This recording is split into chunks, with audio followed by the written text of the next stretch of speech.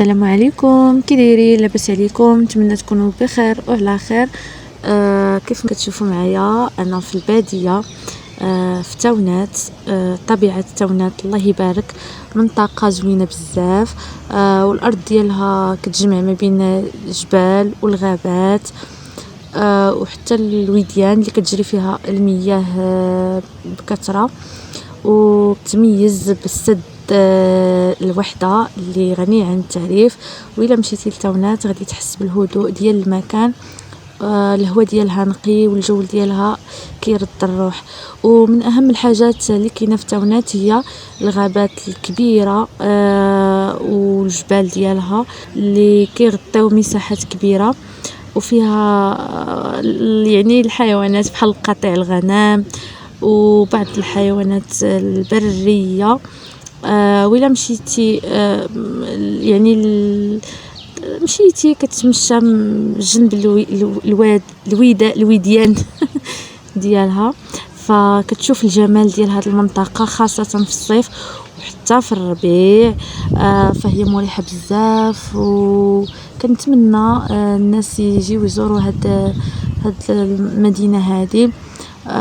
وبالنسبه للتاونات فهي كتميز بالزراعه، بزراعه الزيتون، وفيها بزاف ديال الزهور والورود كتفتح في كل بلاصه. وما نساوش اللون الاخضر اللي داير واحد الجو في كل بلاصه. الاجواء في هذه المدينه هذه مثاليه بزاف باش تستمتعوا وانتم كتمشاو في جانب الوديان ديالها، وحتى تقدروا تخيموا في الجبال ديالها.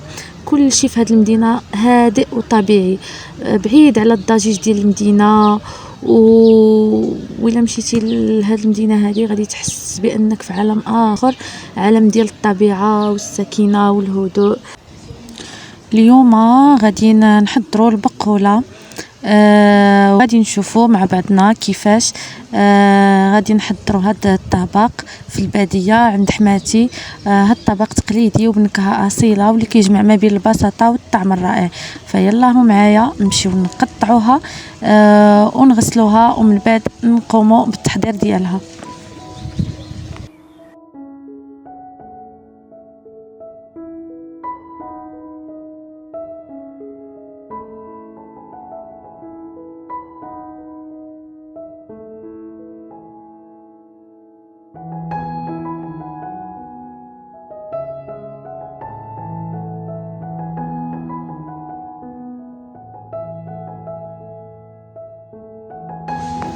هنايا الاخت ديالي والاخت ديال الزوج ديالي من بعد ما غسلوا البقوله وخلاوها تستقطر، دابا كيقطعوها وغيوضعوها مباشره في الكسكاس. هذه هي الكميه اللي حصلنا عليها. ودابا غنمشيو نشوفوا خالتي وهي كتحضر الحطب، لان هاد البقوله هذه غادي تتبع على العافيه في الكانون. كيف ما كتشوفوا فهي وضعت الماء في البرمه وشعلات على الحطب. الصراحه هاد الطريقه هذه كتعطي يعني هاد طريقه الطياب كتعطي للبقوله واحد المذاق مميز وزوين بزاف. دابا كيف ما كتشوفوا راه غادي توضع الكسكاس من الفوق. من بعد ما ربطات ما بين الكسكاس والبرمه غادي تربط ما بيناتهم بالعجينه. العجينه هي اللي كتخلي هذيك البقوله يعني داك البخار ما كيخرجش. كتقدر تستافد منه البقوله وكطيب دغيا بسرعه. نخليو البقوله ديالنا طيب ونتلاقاو من بعد باش نشوفوا باقي التحضيرات.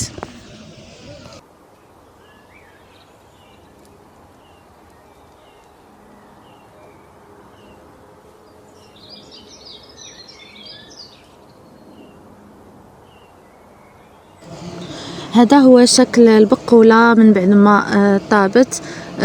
غادي ناخذوا الطنجره وغادي نوضعوا فيها كميه كبيره من زيت العود، وغادي نضيفوا الملح بطبيعه الحال على حسب الذوق، الكمون والتحميره وشويه د الهريسه. وواحد الحاجه اللي بغيت نقول لكم اننا نسينا الثوم، ما درناش، ماشي نسيناه ولكن ما كانش متوفر عندنا. وغادي نضيفوا عصير ديال الحامض، وكيف ما كتشوفوا فهي غادي تاخد البقوله وغادي تحاول تبقى تضغط عليها باش تحيد منها كاع الماء والسوائل اللي فيها. عاد غادي توضعها مع هاد التوابل في الطنجره وغادي تخليها واحد شويه فوق العافيه غير تشرب هذيك الزيت وهذيك التوابل، ومن بعد غادي نتلاقاو باش نشوفوا الشكل النهائي ديالها.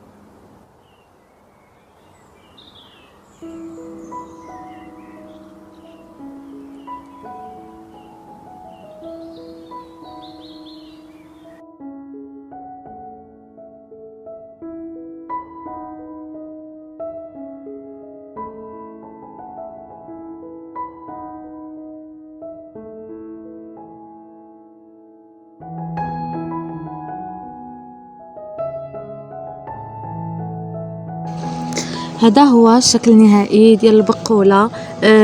زينتها حماتي بالزيتون بلدي والحامض حتى هو ديال الدار وشويه د الهريسه.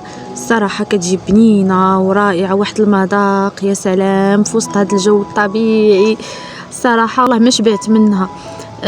كانت هذه اول مره كنتذوق فيها البقوله بهذه الطريقه هذه، يعني في الكانون وفي هذا الجو الرائع. وحتى لهنا غنكون وصلنا لنهاية الفيديو. كنتمنى ان هذا الفيديو ينال الاعجاب ديالكم، وما تنساوش تشتركوا في القناة وتضغطوا على زر اللايك وتفعلوا الجرس باش يوصلكم كل جديد، وتخليوا لي تعليق زوين. وإلا بغيتوا فيديوهات بحال هذا النوع هذا غير خليوها لي في الكومنتير.